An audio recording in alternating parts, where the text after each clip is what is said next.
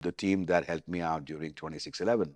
They were not the army, they were not the NSG, but what they did for the hotel guests and to protect certain things and keep everything confidential and brilliant. I mean, they did it out of love for the brand, love for the culture, love for their job, maybe some element of respect for me asking them to do something, but they did it. It was a Why very this small happen team. to people when they build something? This is the kind of nature that comes in. If you help create something, I Yeah. don't think I was the creator, but I helped create it. A large part of the role came to me. Rest came from that small team that I speak about in the chapters around Lemon Tree, who did a brilliant job. We had a small team of 5 people who were supporting this whole exercise. But you also don't want to look at it a few years later in the rearview mirror and say, I should have done it differently.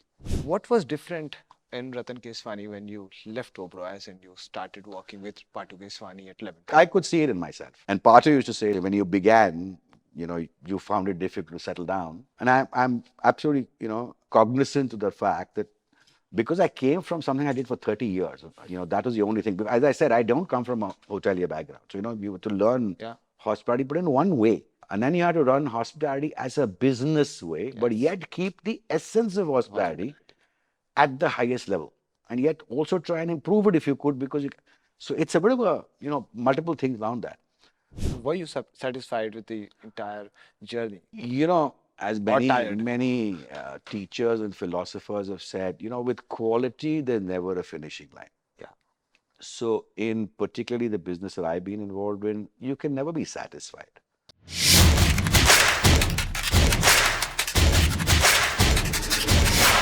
Today's guest on this podcast doesn't require an introduction. He's the author of the book Check In Never Check Out.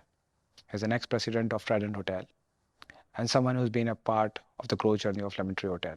ये मेरी wish list में बहुत दिन से थे जब से मैंने पॉडकास्ट जर्नी स्टार्ट करी है. And this is going to be a milestone. I'm really excited to be with him today. Let's hear from him. Hello, sir. Good afternoon.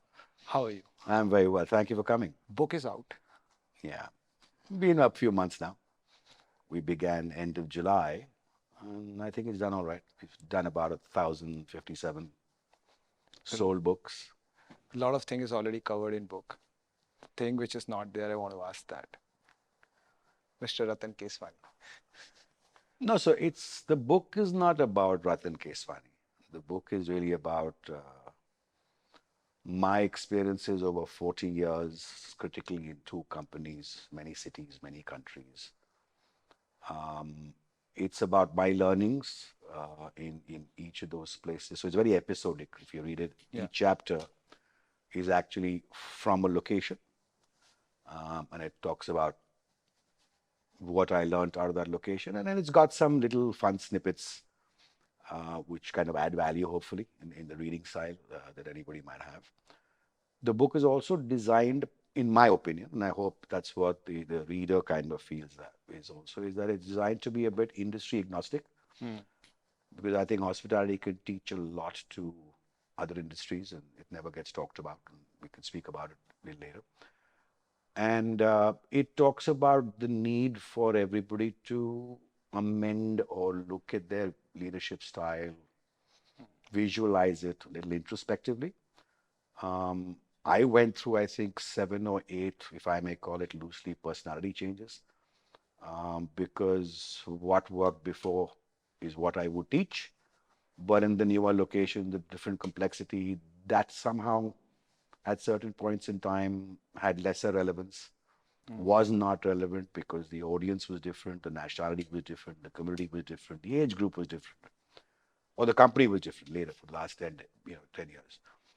And a certain number of places, in many places actually, we went through some crisis that hopefully people shouldn't go through, which is again captured in the book.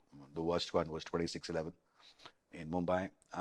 And in certain places, my style of working or how I thought things should work was not coming together. And I had to make some changes. And thankfully, I had a very engaged set of people who worked with me who were willing to communicate, who were willing to open up and say, Pop, if you do this differently, I think we'll work differently. And it, I would react earlier because it became a bit of a critique that, we can't handle. But then I realized that if I applied their critique sensibly, creatively, and added value to their lives, work happened better.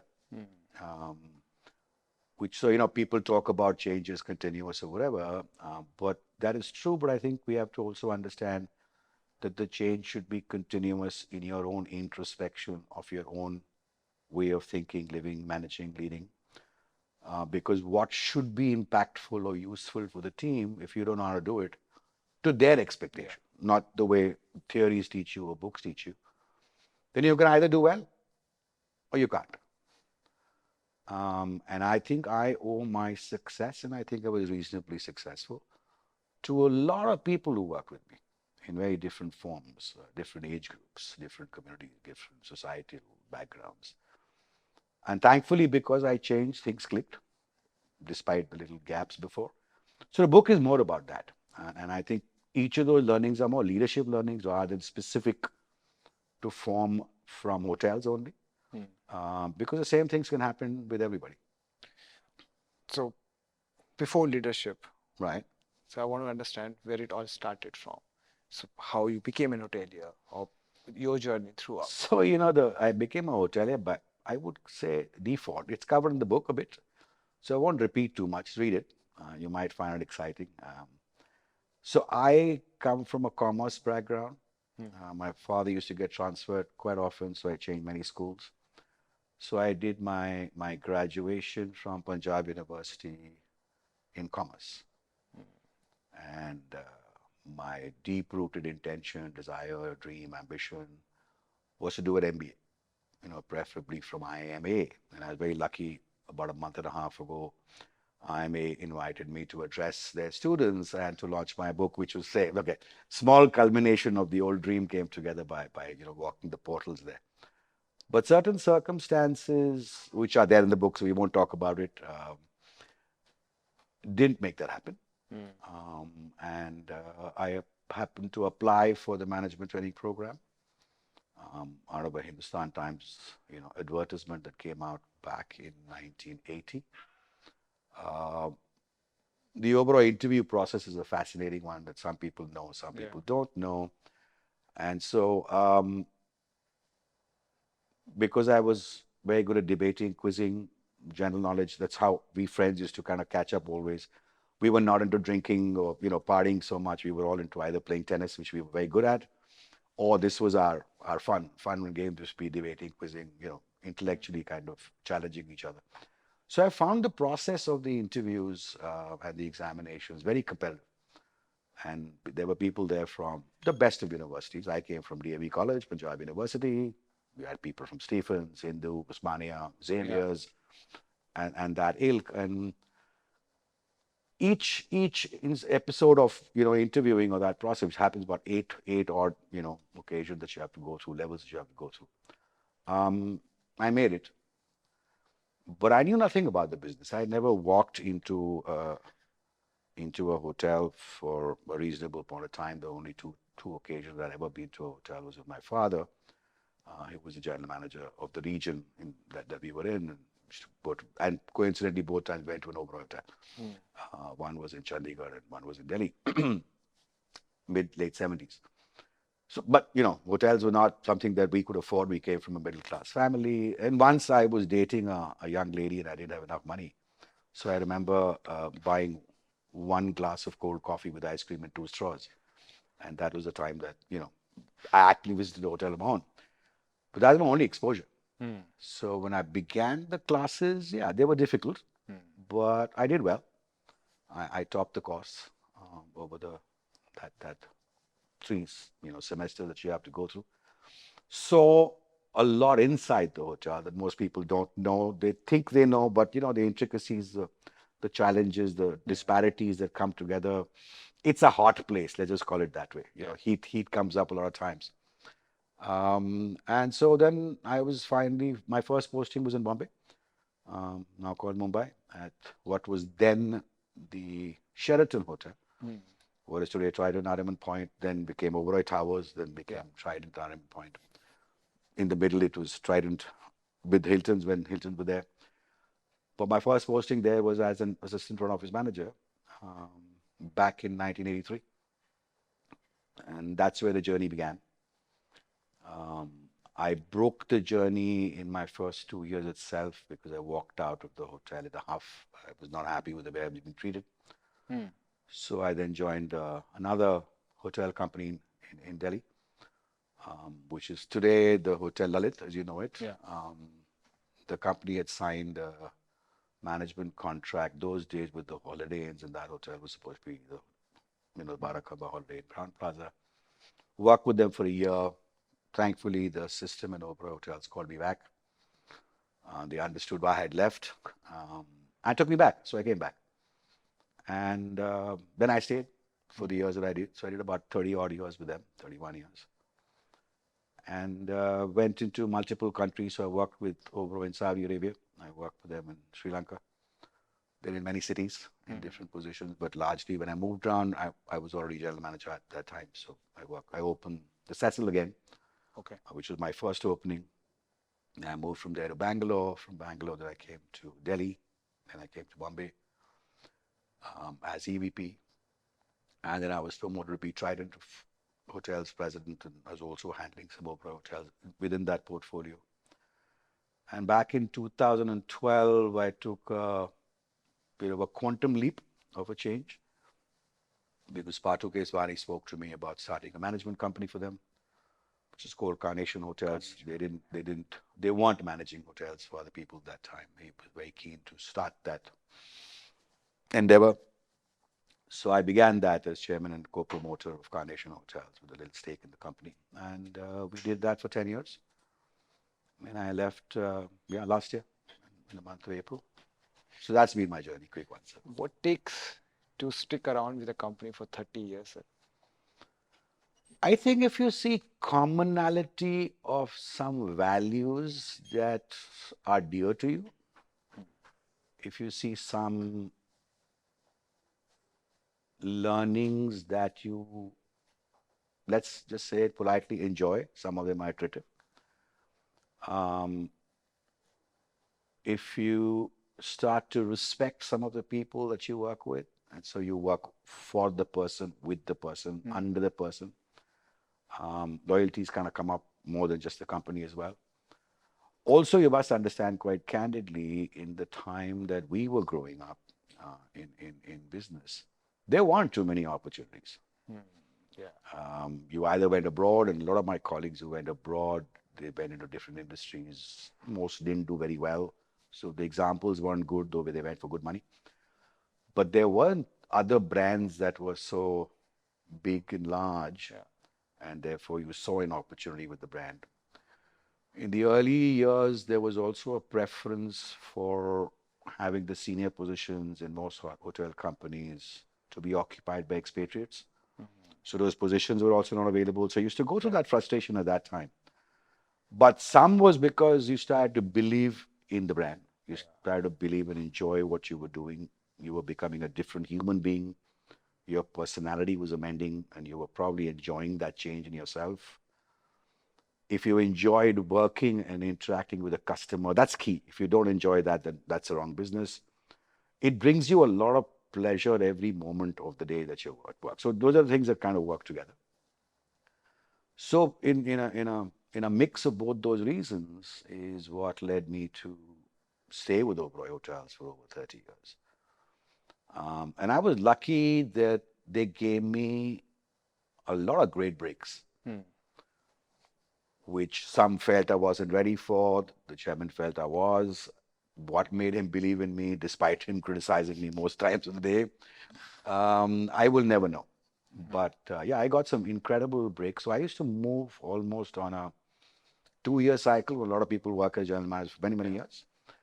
But he kept moving me into different positions and larger hotels every couple of years. So and then when you go to new locations, you face New challenge. a total different dynamic. Right? So like I said, I mean, I was EM when I came back to the company. I was EM at the Oberoi Italy. Then I was resident manager of two hotels in Saudi Arabia. Plus, I was also overseeing some of the other businesses that Oberoi Hotels used to do that there. But I was an RM at that time. And then he sent me as RM to Sri Lanka. This was the time when Sri Lanka was on a boil, Yeah. and the people, didn't really appreciate Indians very much. The country had gone through the IPKF challenges, and therefore Indians weren't the most respected people because they felt, we had not done well for them. So that was a challenging one to get them to work with you and to, in a difficult time. Occupancies were low, bombs used to blow up, continuously, curfews used to happen. But I had a great time with the teams there after initial hiccups, which I've spoken about in the book, which then brought me to Mr. Oberoi trusting me to be the first opening general manager for the Oberoi Cecil, as it's called today. It was that time. It was. So that is a wonderful challenge. It was my first time as a leader. Um, Following with, I moved to Bangalore for a couple of years. Then I went to the Oberoi New Delhi for a couple of years. Then I was EVP in Bombay, and I opened Trident Bandrakulda for the company. But I was leading the Oberoi Mumbai as well as Trident Nariman Point. I did the rebranding. I did rebranding for the company when Trident Hotels and Hilton's got together. Yeah. And then that relationship broke, that I had to help create the Trident brand as the brand stands now. And then I became president of Trident Hotels with a couple of other, three, four, the Oberoi Hotels, which I did for a long time. And then I left the company in 2012 to begin the endeavor with Lemon Tree. And I was there for a decade. And that was a decade of a completely new learning. Yeah. It's not luxury. The upscale brand we created later. We also, Lemon Tree bought out a company called Keys. So then the amalgamation of, two competitive sets came together. We created the luxury brand called Oreca. But there was a huge learning of how to business model a company that is in hospitality, right? There are ways to model it differently, which Rattan Keswani and the colleagues were doing brilliantly, and that's what's led to their success.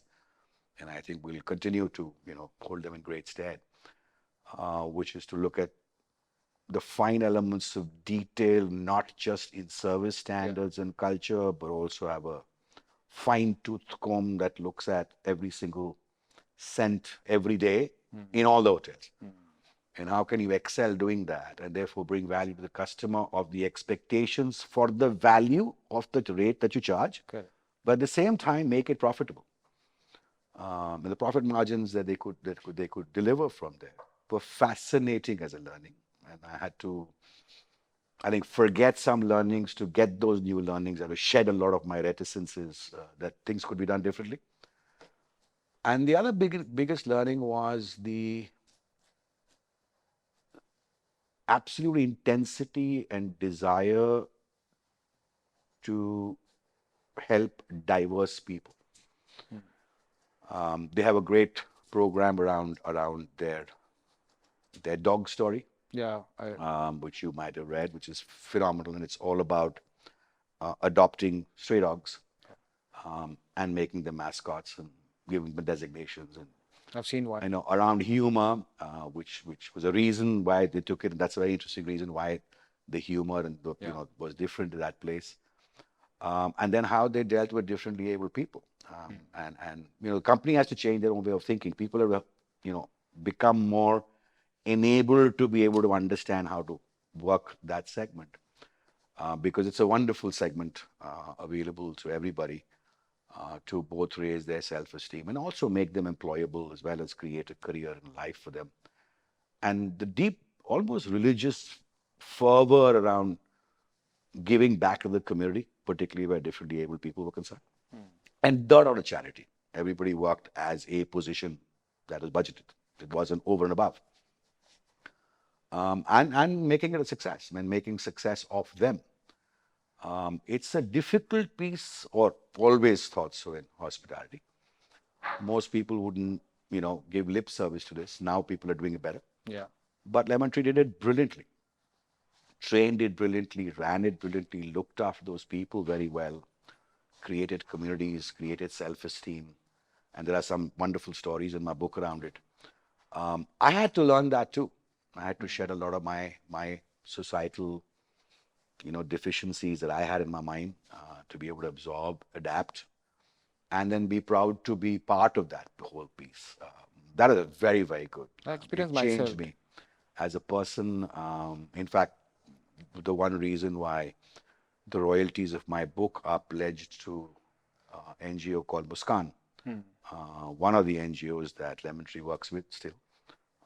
And I was, you know, deeply moved by what they did. So, yeah, that is so, in each place there was something different. And then the management piece was challenging. I had never done it before. Um, I used to tell Patu, I'm surprised why did you even talk to me? I had never done it before. Why did you trust me? I don't know why he trusted me. He did. And I think we did all right. But why you left Taj, so, Oberoi? For Why I left 30, Oberoi? yeah, for 30 years you were there. Yeah, so, two things happen. At certain points of time, every one of us sometimes believes, has my learning stopped? Yeah. Or will the span of my activity grow? Where it has to be, the peak has came. Well, peak is very difficult, Yeah. to kind of identify. I speak about in my book. When I walked in for my first management training interview, I met a gentleman who looked like one of the most important people to me in my life. And when I got through my interviews, he was my icon. And I said, I hope one day I can become as senior as him. Uh, I thought being lobby manager in front of his manager of a Then you large hotel surpassed. was the pinnacle of life. Our life and ambitions and scope that you want to take it to a span keeps changing. But does it come from the background as well? Because I come from a middle class background, and my thing was that becoming Yeah, this no, is so possibly. So, you because I'm more of a finance graduate, so you learn a lot about organization behavior, etc. But because this is not a world you touch and feel, you have to start to first engage with it, feel comfortable with it. You have your own reticences and hesitations. Um, but your ambitions also grow with more exposure. exactly. And as you get more confident, you think you can handle better. And Fortunately, I was given the toolkit by Mr. Oberoi to feel more comfortable, to challenge myself, challenge the system, maybe hopefully bring in value, which then changes the perspective to growth, to life, to who you wish to. Multiple things happen. So um, I thought my growth was kind of in a very comfortable place. I was doing well. I was president. Um, but my span was going to remain. Maybe one more hotel would get added, right? I was already president, and I was only working under the chairman of the company. Um, but I was not unhappy. It was just a call between Dussehra and Diwali of 2011. I used to know Patu purely professionally as a competitor, because he used to be with Taj before. And then we had interacted socially a couple of times, and he used to be in touch when I was even in Bombay. And he suddenly called me up and said, look, I want to start that. I want to do it with you. I said, but why me? I've never done it. He said, no, I think you can do it. And I kid you not, I have no idea why he thought of me. God bless him. And, we worked it out quite well. So we had many interactions on that piece. And, I rejected the thought for many months. so he convinced you. Yeah, I would say that because I didn't know if I could do it. I'd never done something like that before. And there were, other competitive people in my peer group who I felt were better choices for him. And I told him that. And we actually discussed, and he said, look, we'll give it a shot for 7 years. If it doesn't work for 7 years, I'll trust you for 7 years, which is a hell of a lot for a Yeah. person to invest in you as a person. And if it doesn't work for 7 years, we'll dive it. So I said, okay, let me put another milestone to it. If it works, we'll look at it again into whether I want to continue with it after 10 years. So those are two mental milestones, if you may call it that way. Yeah. Thankfully, we did well. We started off very slow, but it went off, I think, pretty successfully. Most people say it was pretty well done. Nobody had signed 65 contracts and was running 47 hotels across 7 brands, plus done a rebranding And you created in one a more nine, brand. yeah, in a 9 year span. Yeah. Many companies have reached that after 15, 20 years. But I had put a personal milestone for myself of 10 years, which is when I would touch 60. And I said, what do I want to do when I touch 60? And I think COVID was a big learning, as it was for many other people, but you start to look at life and what you want to do, what you want to, and what you neglected to do Yeah. for yourself backwards and whatever. And I think that was a whole churn in the head to say, should I continue? Should I not? Hmm. What else can I do, which I enjoy? The effort in being in this business for about 40 years had kind of maybe exhausted me Hmm. a little bit. Now I want to take on a different challenge. Um, but I also want to do a proper handover. So, when I filed with, took Patu and I to kind of talk about it almost a year, and he would dissuade me for good reason. Hmm. I also had a small stake in the company, and he said, look, you leave now, you won't get the value as much as you would if Yeah. you stay on, which was very kind of him. Um, but I spent 10 months doing a handover because I thought it was incumbent on me to hand over correctly, train Yeah. people to take over the span that we had created. And I was running it with a why very this small happen team. to people when they build something? This is the kind of nature that comes in, that you tend to look at things No, so you very, don't, very if you help create some, I yeah. don't think I was the creator, but I helped create it. A large part of the role came to me. Rest came from that small team that I speak about in the chapters around Lemon Tree, who did a brilliant job. We had a small team of 5 people who were supporting this whole exercise. But you also don't want to look at it a few years later in the rearview mirror and say, I should have done it differently. Yeah. If it's struggling or if it's not doing so well, did I not train people the right way? Hmm. That means I didn't leave the right legacy. So it was important for me to hand over correctly, Yeah. owner by owner, property by property, contract by contract, methodology or whatever I had learned. Because nobody knows this Yeah. as a learning. Nobody teaches you these things. So yeah, we began that activity in April, May of 2021. Hmm. I did a lot of training sessions with some senior people, as actually a conference Yeah. of handover. And then I did a handover owner by owner, contract by contract. Then I had some responsibility the board had given me to complete. And so we finished all that as on 31st March, which is my last working day in 22. But once I had made up my mind, I needed to, go with it. You can't kind of flutter around in the middle. And I thought I would, maybe do individual consulting. Didn't realize what the challenges would be to that part because, Indians don't want to pay for value of services. But we did a few projects which were interesting. I was always wanted to write a book. Hmm. It was something that began in my mind almost 30 plus years ago.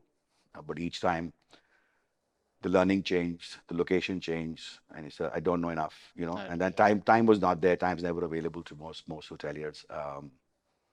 And I used to tell my stories to everybody who's to work with me if I want to either tell them for fun, because there's Yeah. so many fun stories too, which don't find part of the book, but they were also my teaching stories. Hmm. And some of them had to go through it repetitively. They said, oh, we've heard this before.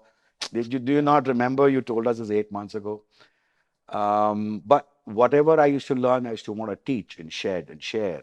Um, but so, yeah, even the month I was leaving, one of my colleagues said to me, he said, look, um, do you realize you're 60 years old? You could soon become demented. I used to allow people to talk to me like that. We love your stories, and I think you love them too, and you want to share them with you. So why don't you write that book you've been talking about for such a long time?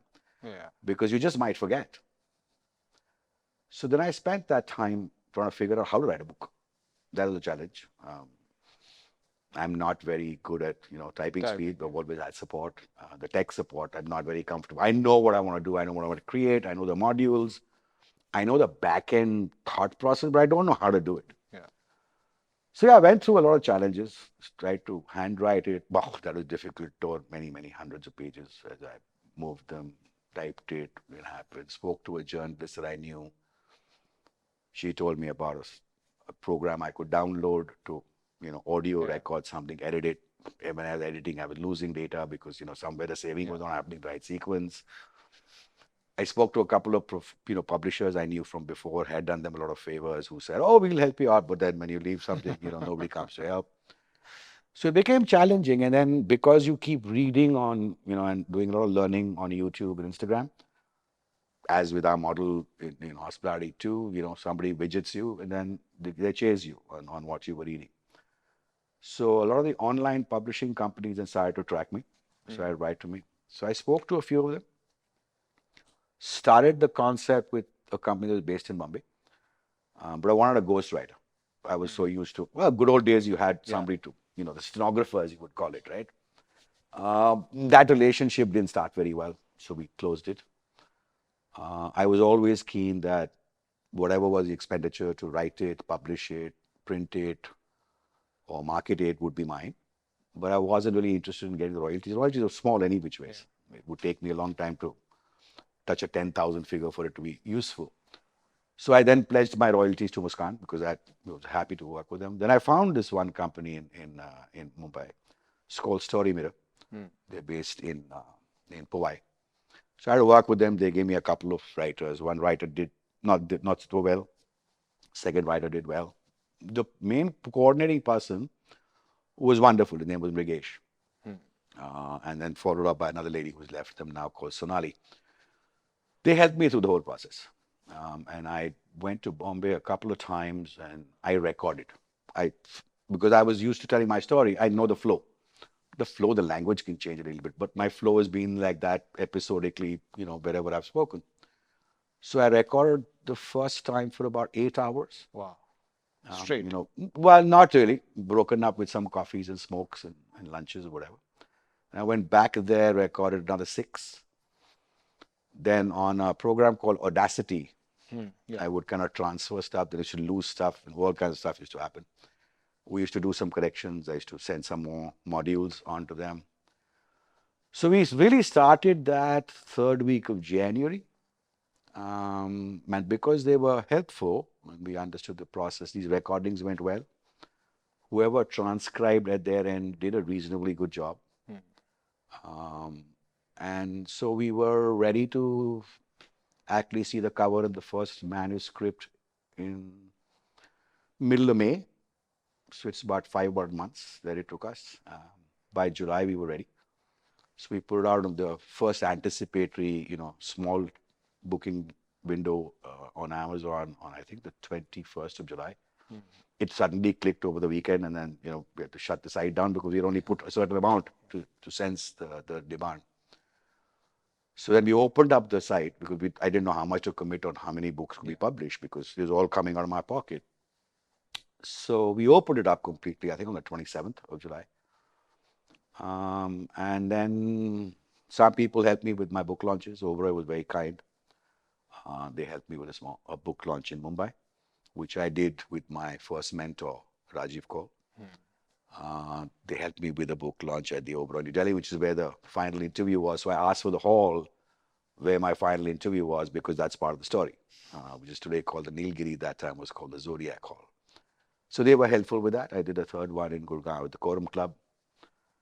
Then I did another one in Bangalore with a colleague who works for Starwood and Hospitality, ET Hospitality. They were co-sponsoring a round table and they helped me with that piece. So one thing led to another. And then I think some of the journalists that I have known for many years, I sent them the book, asked them for commentary. They wrote good comments on social media. Very kind of them. I hope they read the book detailed because they wrote very, very well about it, which has helped the sale. So we've crossed 1,057 as of middle of December. So I don't know if that's good, bad, but it's kind of At achieved least I partly know what the it is. detail of the book, but I also know how you wrote it, every detail of it. Yeah, so that's how it went. So, and like I said, I mean, some episodes, and then one had to be very careful of keeping the spicy pieces out Yeah. because I had to be very conscious of the fact that I had only worked in 2 companies. So I spoke to somebody. I said, "You can write it on a third-party style, as if some, suit Yeah. that." Therefore, so Mr. Veer Sang, we actually, who everybody knows very well, on a book launch at Quorum Club said, rather your writing style seemed to change in the middle of the book because I tried to keep it a bit way that I wanted it. And then I said, no, why am I doing this? But I didn't change the script before. So it was my learning throes as a writer. I mean, I'd never written a story before. I could write my episodes, but they had to be pieced properly. So yeah, it's got two styles that go into it. So those were the learning too.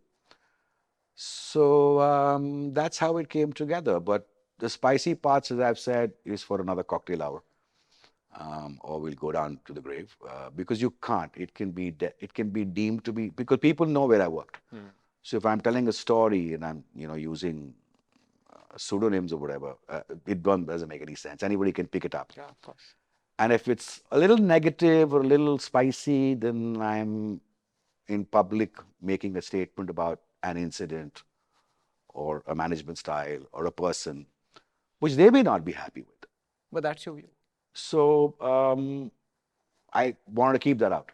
I wanted to keep it free flowing for the purpose I wrote it. And my purpose was it's not about writing spicy stories. So somebody asked me, why don't you write another book? I said, maybe I will. And then maybe we'll write it the way, like the hotel book by Arthur Haley. But that was not my purpose. My purpose was to share my learnings. And if it meant made a difference to any reader, to kind of refocus the way they thought about how to live life, how to manage people. It's okay, crisis management. People don't teach you crisis. I went through it, so I've spoken about it. And how thinking on your feet sometimes was the best education. And more so, if you had an enabled organization, your team would come to teach you or help you at the time of crisis, Correct. which is what happened in most times. The team that helped me out during 2611, they were not the army, they were not the NSG, but what they did for the hotel guests and to protect certain things and keep everything confidential and brilliant. I mean, they did it out of love for the brand, love for the culture, love for their job, maybe some element of respect for me asking them to do something, but they did it. So I want to talk more about that and to even thank them for everything that they've done, which, as I said, helped me grow. In each place, it helped me grow, do better. And Lemon Tree, like I said, I had these 3, 4 people who are just absolutely fascinatingly different from the people I had dealt or led, but they brought so much value to the creation of Carnation Hotels. Carnation was built, and the new way of doing things was created by them. Some of them were not from hospitality, but they knew more about hospitality than I did, from their backgrounds and whatever. But it was amazing how they came together. And the question I've asked is, why do people do that? And what do you need to do differently to try and enable people to help you do better? And I hope I played some part of benefiting their professional journeys whenever they worked with me because they benefited my professional journey. So my whole idea for writing the book was there, not so much the spicy stuff, but there are some interesting episodes about what happens in a hotel. So your journey with Taj ends, No, Oberoi. Oberoi's ends, and you started with Lemon Tree. What was different in Rattan Keswani when you left Oberoi and you started working with Patu Keswani at Lemon So, Tree? it's not about that difference. As I said, I've gone through 7, 8 metamorphoses in myself, right? In multiple parts, in multiple places, Yeah. because when I look back saying, but that's not how I used to be, how did I become who I am? Or the team would want me to amend something, and it was outside of my personality. So I went through multiple changes. But the change, I think, is, let me put, how should I say it? When you work with, in my opinion, the best luxury brand in the world, Yeah. okay, while they may be small, but they're truly the best. As hoteliers, you also become a little supercilious or patronizing about any other model because you don't know it. Yeah. Okay. So you look at it with kind of disdain, saying, this can't be good. It seems to be something lesser. But very quickly appreciating the different business model, the different value proposition, how to make it profitable beyond imaginable numbers with the people who were totally differently wired and from different backgrounds, because nobody wanted to work in non-luxury for a long time, um, is a learning in itself, because the people are different, where they come from is different, their educational level, their personalities, their spoken style is totally different. आपको कितना time लगा to change from being I a think luxury somebody person to from Lemon Tree might answer that question more than I can. I could see it in myself. And Pater used to say when you began, you know, you found it difficult to settle down. And I'm absolutely, completely cognizant of the fact that because I came from something I did for 30 years, that was the only thing. As I said, I don't come from a hotelier background. So, you were to learn yeah hospitality, but in one way. And then you have to run hospitality as a business way, but yes yet keep the essence of hospitality hospitality at the highest level. And yet also try and improve it if you could, because so it's a bit of a, multiple things around that. Um, yeah, so that was brilliant. And running contracting was a new learning. I fortunately, in my last 5 years, when I was president, spent a lot of time with Mr. Oberoi, the chairman. And I was being absolutely, enamored by how he could find mistakes in drawings made by the best person, the best landscapers, the best carpet manufacturers, the best architects, the best interior designers. He used to have a drawing set of 40 sheaves. I'd probably seen them for 15, 20 minutes, just flip through them, and then he would just, he just look. And I was one of the few people, and I've said so in one of my articles, that he used to never like anybody standing behind him, but he used to always allow me to do that. In fact, I was the only person who also smoked in front of him for many years. And I used to stand behind him because I used to be fascinated that, there's so many stalwarts from the company and external companies who brought this to fore, knowing him so well, and yet he can find it to the bone. I mean, the smaller detail. yeah And he used to tell the designers, saying, don't you guys know, you work for the customer or you work for the internal customer? And the designer, and the finesse and the simplicity and the objective of going down to its basics, he was so quick to pick it up. But those years with him, amongst many other learnings about, company and how to hold a company in play, went into the head. It becomes like a set of menus that you yeah kind of keep recording. And I was able to put that into practice. you Because kind of become I design hotels. yeah I worked with, architects and interior people in the mid upscale kind of levels. But I used whatever I had learned. And I think I did some newer kind of styling of hotels and inventory in the management field across the 7 bands reasonably well. And the architects and interiors sometimes say, "How do you know this?" It said, "Because I just sat with the best teacher."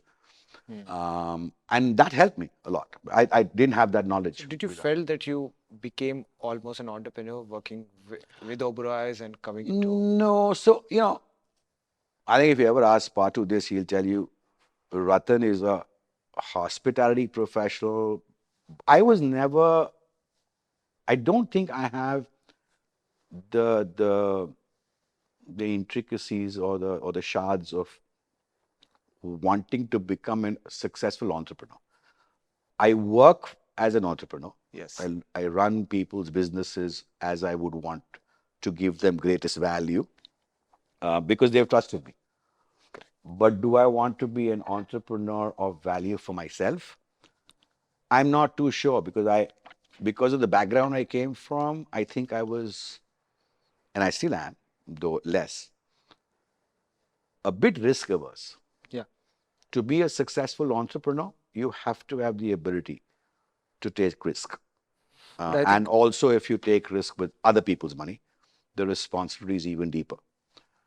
I think just because जिसको कहते हैं जहन में I have less of a risk taking ability, because like I said, I had certain responsibilities. I come from a different background. It was never me. पर sir आप काम तो entrepreneurship वाला ही कर रहे थे Yes, you were see, not at so the seat yes where and no. I was creating a business, yeah But I was also very clear about the fact that I was creating the business For someone. platform for somebody else. Yes. And therefore, I owed Yeah. that person and that company my deliverable and my complete loyalty and trust to do the best that I could and learn as much as I could. Because they were the majority owners of the company. They were the risk takers. They were the risk taker. I mean, just imagine they took a risk on me. Yeah. I mean, I knew nothing about this business. They took the risk on me. They trusted me, and even to just on the final meet to say, look, we'll work with the trust for at least 7 years. It takes a lot for anybody to do that. Would I ever be able to do that? No, but Patu did, and I'll forever be beholden for it. So I did it more as my ownership to the Oberoi brand was huge because I grew Yeah. with them. I think a lot of this I said, whatever value I can bring because I learned it from the Oberoi hotels and amalgamate it and improve something or create something. But I was very clear in my mind, it was never mine. Mm. It was never going to be mine.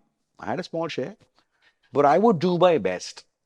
You will feel it that way, I think. And I would create something for them that would be considered to be better than maybe some other people had done before in hopefully a quicker point of time.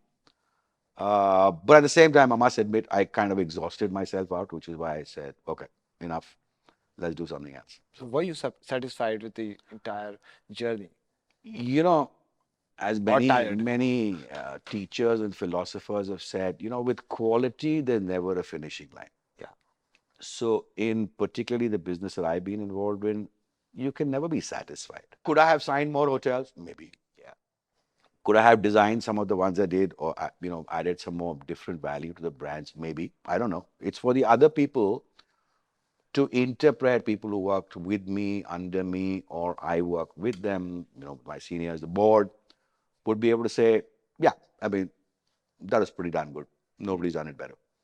But it's not for me to be able to judge that. I don't know. I think we did all right. And I'm quite satisfied. My satisfaction comes from the fact that we made it happen.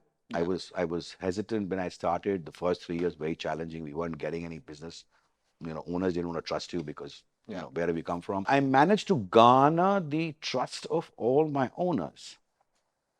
My owners will tell you I'm a pretty driven person.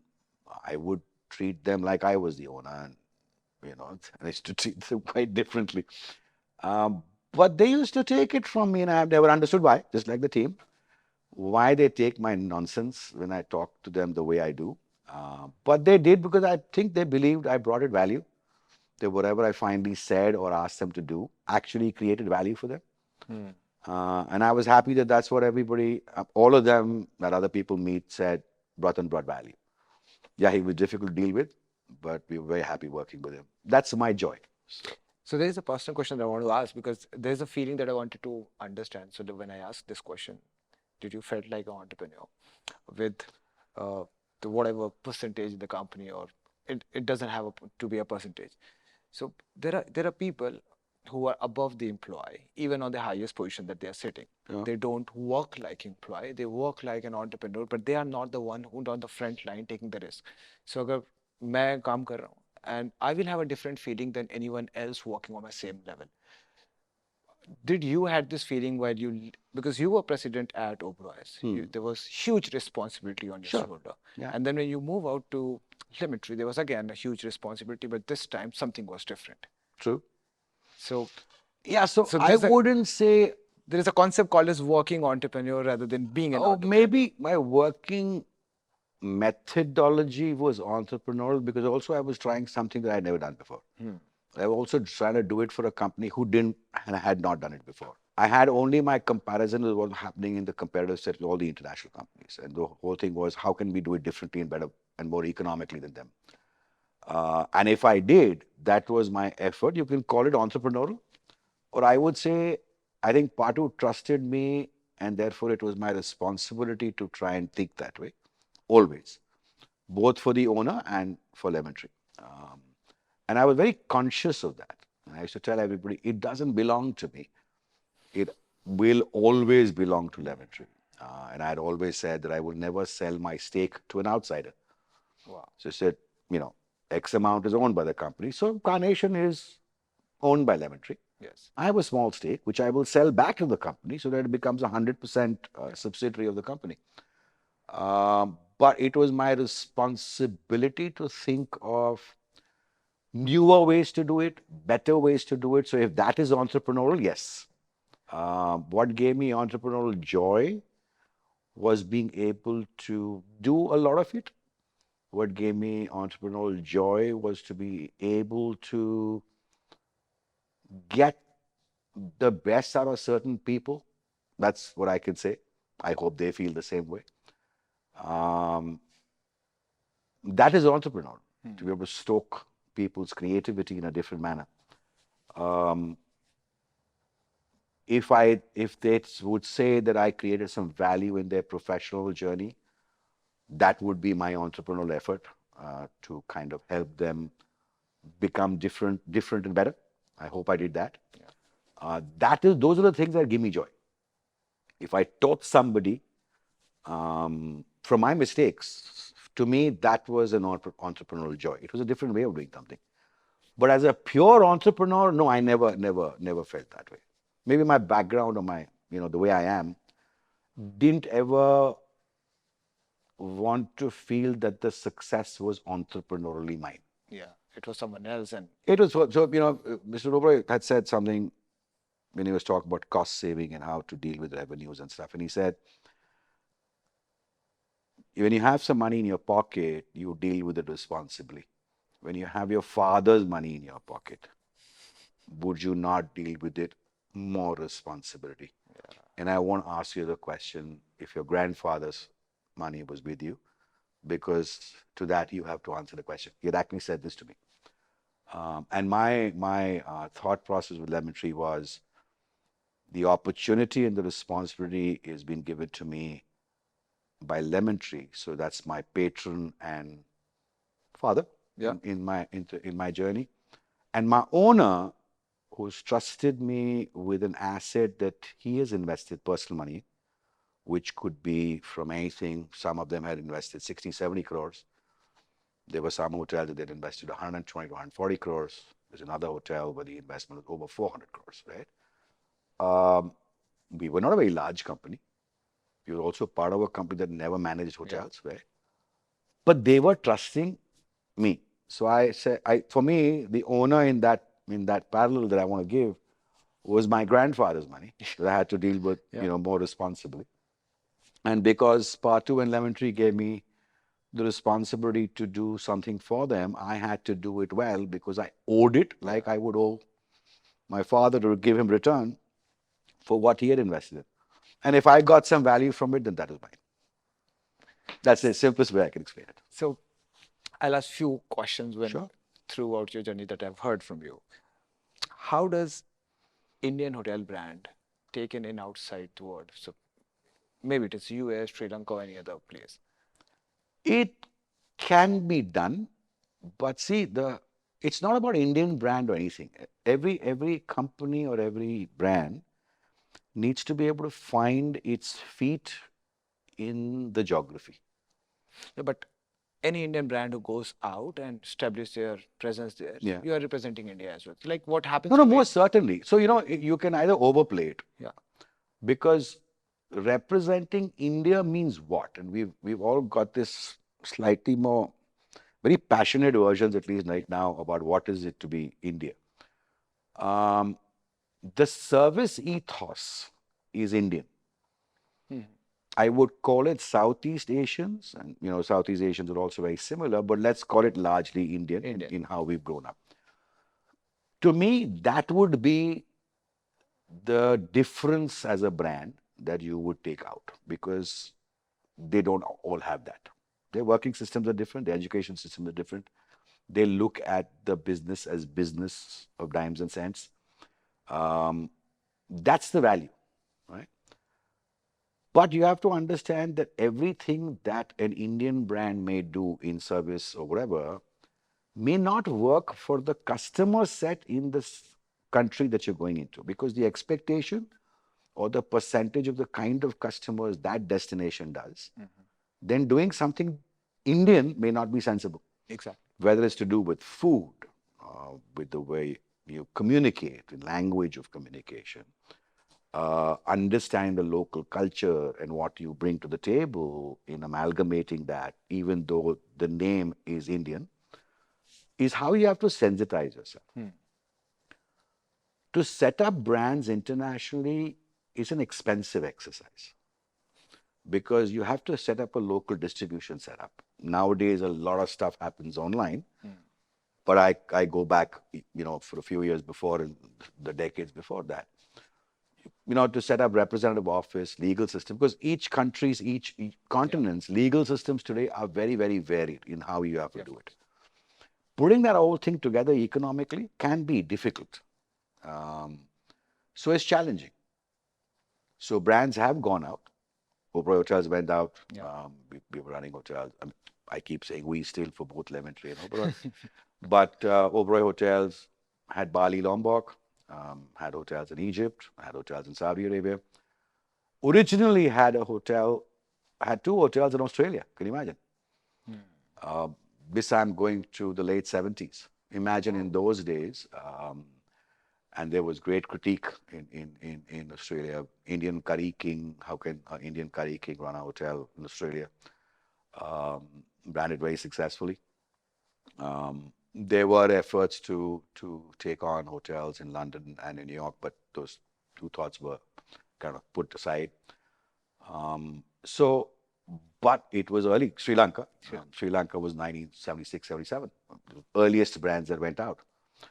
Taj went out to Australia, to San Francisco. They shut down Australia. I think San Francisco still with them.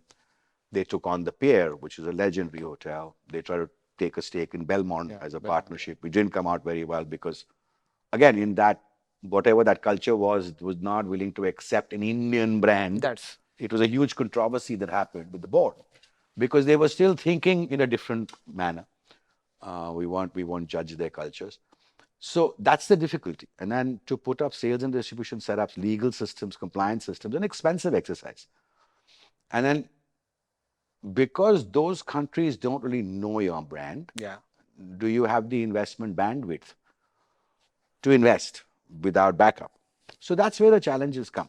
On the other hand, if you see Marriott here, it's growing. So, okay, now let me put that into perspective.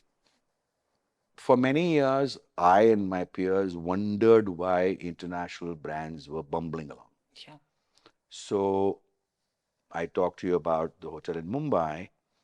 It was a sales and marketing arrangement with Sheraton Hotels, and that hotel opened in 1972.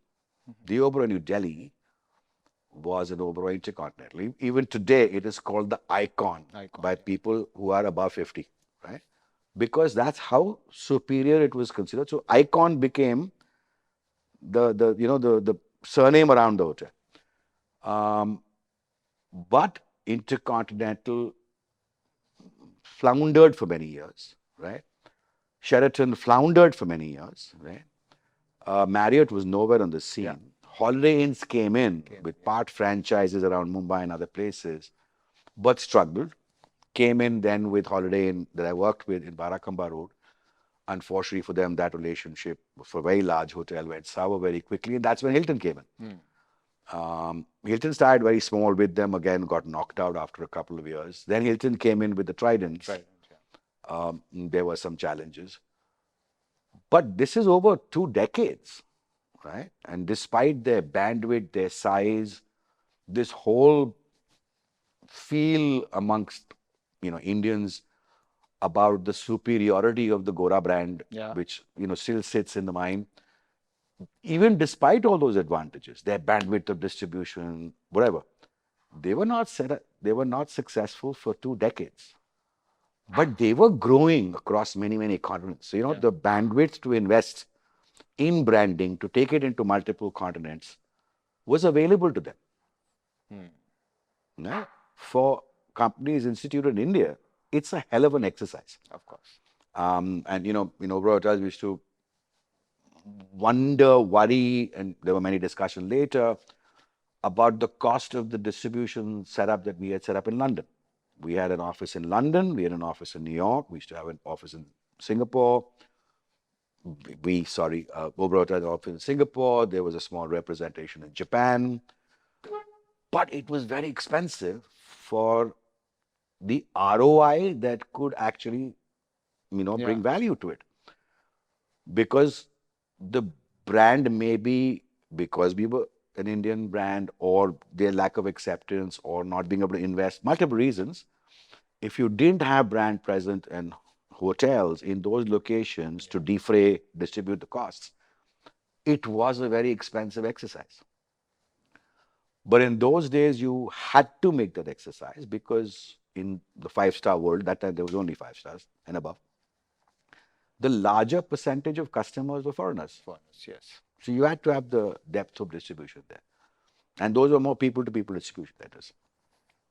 So that's how it is. I'll give you Patu's version. And he said, I see certain cities in the world to be dotted with lemon tree hotels. Yeah, because a lot of Indians have And started traveling. but that's, so this whole thing about a lot of Indians traveling. So before COVID, today there's an article too, there were 14 million departures from India. 14 million, Yeah. right?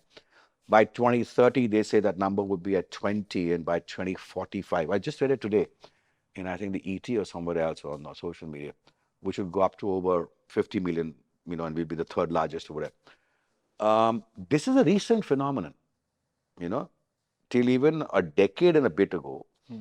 There were few visitations outside, and percentage numbers, nobody want to talk to you in Singapore. Today, people fawn over you. The first time I went to Singapore, the shopkeeper treated me, I was with dirt, right? So the acceptance is not there. Are you understanding?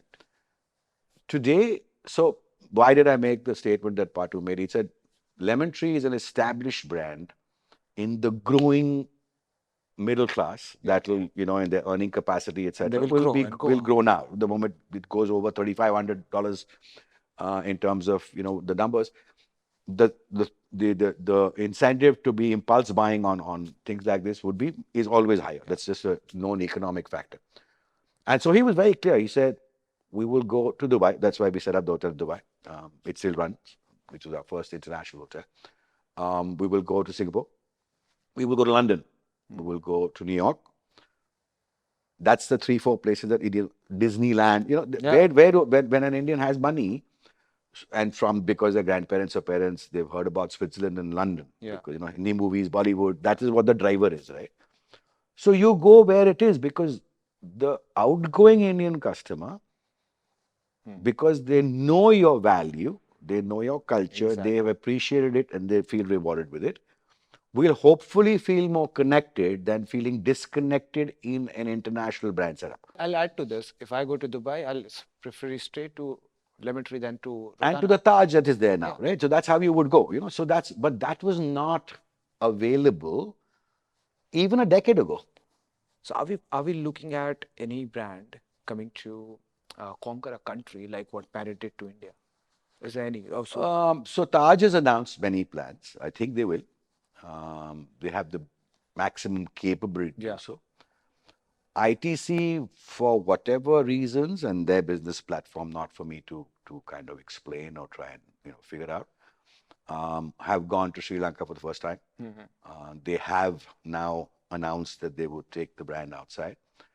But the one that has been successful and has now, since Puneet Chatwal has come in and knows the business outside, I think they will be the ones that will put this piece together the quickest and in the largest manner. No other domestic brand other than Lemon Tree would have the bandwidth to be able to do that in the next level, which is the mid-scale. And that has been the desire for Patu for many, many years. He has certain partners in New York, etc., that he's spoken to. But because the growth has been so fabulous for everybody within your own area of control and understanding, you need to temper the desire. Is it necessary again, when you understand the business of doing business, it may be a great brand fit to tom the drums about, but it may not be value for the company, the shareholder, and the board. Because if you can extract a lot more contribution margins in where you are placed, then why would you want to go out? I mean, let's be very insular a little bit. So they've touched 100. India itself I is a think great very quickly market. they've signed many hotels. I understand. I was speaking to one of them today. Yeah. So and they've been in existence for how much time? Paru started the company in 2002. Today we are 22 years out. Running 101, I think now, and from what the gentleman told me, they've signed about 60 more.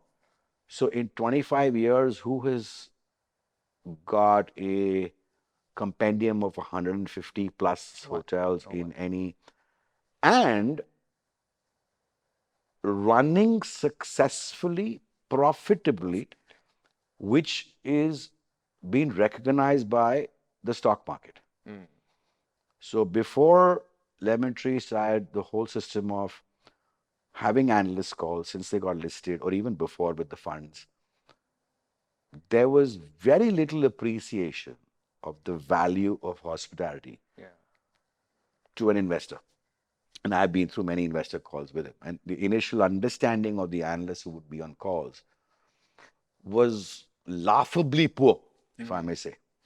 But as they saw the number, and I again, lots and lots of credit to Lemon Tree and Pa to actually very transparently put the thought of the business model and what they want to do and to be able to produce it. And suddenly, the understanding of an investor, an analyst, a fund has changed. There's a lot more detail that comes out of an investor call from Oberoi Hotels today, which was never the case. It's very conservative communication. Particularly since Mr. Chatwal has come in, the objective and the detail of transparency and the plans is phenomenal from Taj Hotels analyst calls than it ever used to be. They're very conservative, right? Yeah. IDC, anyway, nobody knew what is happening because it's part of a larger microcosm, right? So the stock market's understanding that, the investors understanding that, the funds are understanding that. So the plethora of funds that have invested now And in even both the even the companies. normal people are understanding the shares and Exactly. everything. So, because everybody said, no, no, no, देखो ओबरा का stock तो मिलता नहीं है, मतलब है ही नहीं और plus value नहीं grow करता है. Everybody had a critique on, but their profit will be very low. I think there's a depth in, the company that you're not, there's an intrinsic depth that And people never understood. also in this industry, it takes time. Yeah, and replacement, and there are multiple valuation structures that go, but people never understood it. And then because the analysts were critical, the general reputation around hospitality shares was very weak. Today, it's phenomenal. I mean, if you see the 2, 3, 4 listed companies, they get talked about every day, not because I'm following them on Google, but you see analyst reports all the time, which is very good. Recently, now in the last couple of years, some companies very responsibly have started to go the ESG route, and have been transparent in what they're doing, and they bring that value, and it's on their websites and it's on their investor calls, which brings interest from a lot of funds internationally who are very conscious investors. So there are certain funds who are funds, right? Certain funds, of course, want value and business return, but they prefer to invest in companies who are strong on ESG.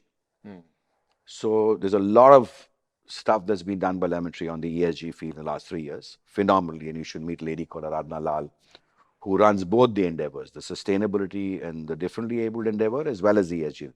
You might have a great conversation with her. And they've done a lot of good work. Taj has put in a lot of effort. ITC used to be very good at that, any which ways. So that will also bring investor interest. Yes. Because this is a new segment of funds that want to invest because they see value. Again, the value propositions are changing. It may, in my opinion, not be really important unless you get a captive deal to really want to go abroad. You've got enough opportunity in India, enough. Yeah, because we have seen Marriott growing so much, and if So, we look at that again, data, these brands were successful for a couple of reasons. Oberoi Hotel is very conservative.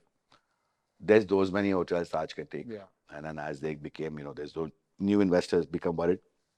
They already had a lot of locations.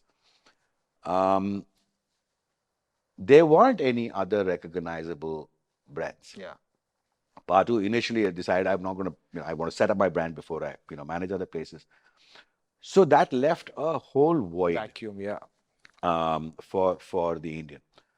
Two, while we can speak in polite terms, a lot of the investment in hotels, the investment modules came from what I would say questionable origins, where the investor or the owner wasn't really putting in or taking bank loans for whatever. And so that opened up, and because there was a whole penchant to want to have an international brand, it was two things coming together. Utilization Because of money there's and a fair amount of money that was in play from various sources, which made it convert into the white money yeah. with no real desire to have true ROCEs from Yeah. it. And then, of course, the preference to say, what I set up, if I set up with an international brand, I create social value and esteem for myself. ROE. No, ROE, ROE as in the ego, not the other part. Yeah. So the two things came together. And then there was business that started to go up. Economy started to do better. So where there'd been all very high level laggards for almost 2 decades that I can remember, in the last 15 years, it just completely changed. And then one then, translates, it becomes a snowball. One gets the second, the third, and the fourth. And then as much as who delivers better is well known today because there's a lot of information available. Earlier that was not there. So the bigger the brand, the better the results. So one can stagger who's better amongst the two, three players. Is where the advantages come in. But it's also the last decade has been very good for them because the economy is doing better, the middle class growth is better, the corporate investments are higher, projects are much more. And now, of course, this whole flurry that will happen around pilgrimage locations, which Yeah. is phenomenal. COVID, because of the pent up demand in their created value for new destinations, all part of the growth story. Um, Unfortunately, because the bandwidth in Indian companies is lower, probably the international brands, in my opinion, might grow still better than the others. Um, But I but think Taj they and will have. Lemon Tree are well Yeah. poised to be the leaders in this piece. So I think their pace will go down now because there are brands which are now looking at. No, so their pace may not go down, but what will change is so they used to not be very interested in the mid-scale economy space. They were never interested in smaller hotels. Yeah. We create that space very successfully. I had to compete with them because they suddenly changed their business plan, but we did it reasonably successfully. Do they really know how to run smaller hotels? I think it'll be a challenge because they're not used to it. Yeah. Our cities, the tier two, tier three, need only smaller hotels. Yes. But tier two, tier three needs hotels. There's enough business, there's enough money. But do you need a 250 key hotel of a brand to get the revenue to return the investment? And if it's investment legitimate, Vegetable. Yeah. what these cities needed 60 rooms, 80 rooms, 90 rooms. But then there's a whole management ethos change that you have to go through, which I went through as a Yes. learning as to how to run smaller hotels and actually get better yields. So it's going to be a learning curve for them, but they've started that. And which is why they are bringing back the franchise route for their brands because they don't know if their management setup knows how to run it too. So it's opened up a different avenue of industry and business, which is called third party management, which is begun by certain people. So yeah, the world's changing. So it'll happen. But I'm happy and proud to see that the mix is getting better because we have more of Indian brands also coming up in number and cities. So Now, more certainly, also, maybe the owner investor prefers the international piece, but somewhere in certain places I've seen the customer is more comfortable, more nationalistic, if I may say so, if he or she sees the Indian brand succeeding. And it really depends upon the brands themselves, how they communicate with that customer. Because the understandable communication with that customer also has to be very different. Yes. I was surprised whenever COVID, small opening used to be there. My tier two, tier three hotels that were largely being occupied by MSME, SME guests, or middle class customers did phenomenal occupancies at rates better than the better locations because there was understanding and there was appreciation for caring service without its bells and whistles. You didn't feel uncomfortable. You understand what I'm saying? Right. So yeah, it's going to change, and whoever understands the customer, how to approach the customer, how to communicate, how to capture, will win the battle. I have lot many questions more to ask, but I have to restrain the time. So what I'll do is I'll ask you one question and Sure. leave every other for next podcast because there is a huge amount of learning and things that I can get from you. Pleasure's mine. Uh, this is my last question to you, sir. I've seen your post when you resigned. I know seen recent Nakul Anand's post coming in, and I know there is an era of hospitality which is now we, as young people out there, whosoever in the hospitality industry. I still have a question. What are we losing out? What are we losing out in the sense? So there is a lot of knowledge, there's a lot of wisdom that you have seen from hospitality starting in India Right. to now today's world.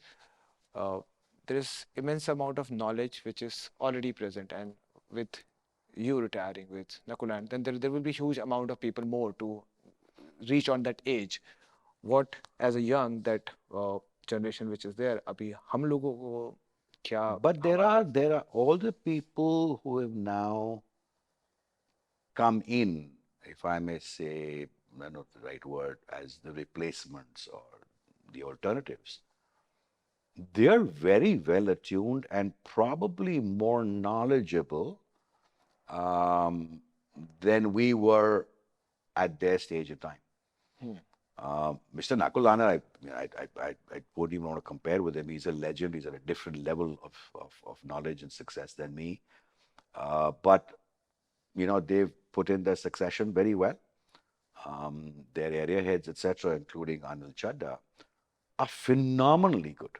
And, I don't think there'll be a vacuum of learning or leadership that they will face.